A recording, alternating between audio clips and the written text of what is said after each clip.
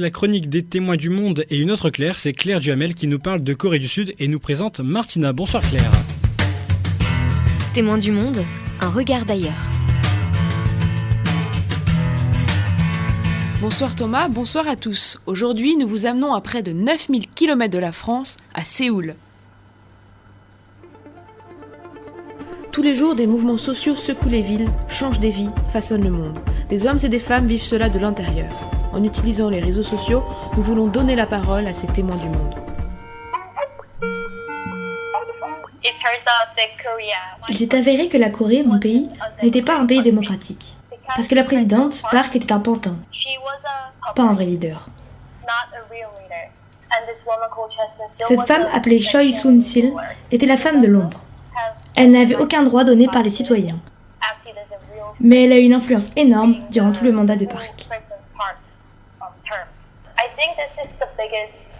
Je pense que c'est le plus grand scandale politique de la Corée au XXIe siècle. Martina a 22 ans, elle étudie le commerce et samedi dernier, elle est allée à sa première manifestation pour protester contre le plus gros scandale politique de l'histoire de la Corée. Alors Claire, dis-nous en plus sur ce fameux Choygate qui secoue le pays. Depuis un mois, la Corée du Sud est agitée par un scandale politico-financier. La présidente, Park Geun-hye, est accusée d'avoir été sous l'emprise d'une conseillère occulte, voire chamanique. La désormais célèbre Choi Soon-sil aurait eu accès à des documents confidentiels. Elle aurait même écrit les discours de la présidente. Pourtant, Choi n'a aucune responsabilité électorale. Si les faits s'en tenaient à là, le scandale aurait pu être mineur. Mais Choi aurait dans l'ombre influencé les politiques pour qu'ils financent ces deux fondations. La présidente aurait également manœuvré pour offrir à la fille de Choi une place dans l'une des plus prestigieuses universités du pays. Pour la population, ça ne passe pas, les manifestations éclatent. C'était samedi dernier. À 5h, j'ai rejoint la manifestation avec des amis. Je pensais que c'était tôt puisque la marche commençait à 6h. Mais quand nous sommes sortis du métro, il y avait tellement de monde. Je ne pouvais pas bouger. On a essayé de marcher mais on ne pouvait pas. Donc, on s'est assis dans la rue. On était là avec des pancartes et des bougies. C'était très pacifique. Est-ce que c'est courant en Corée de manifester ?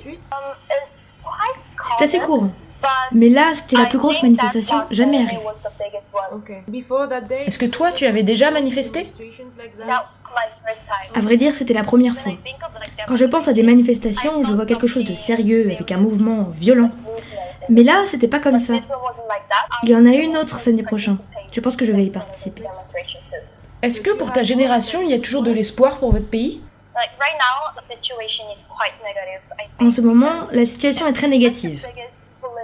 C'est quand même le plus gros scandale politique que j'ai vécu dans ma vie. Mais 1 million de personnes se sont réunies. Des gens normaux, venus avec leurs familles et leurs amis. C'était une manifestation pacifique et je pense que ça en dit beaucoup. Cela rend les gens confiants de prendre part aux manifestations. Donc je pense que si ce mouvement continue sur le long terme, les choses pourraient changer. Martina a promis qu'elle nous tiendrait au courant de l'évolution de la situation sur place. Suite aux mobilisations, Park Geun-hye va être entendue par la justice. Est-ce que les manifestations vont continuer ? Est-ce que la présidente finira par démissionner ? Promis, on vous tiendra au courant dans TDMA. Merci Claire et merci à Martina.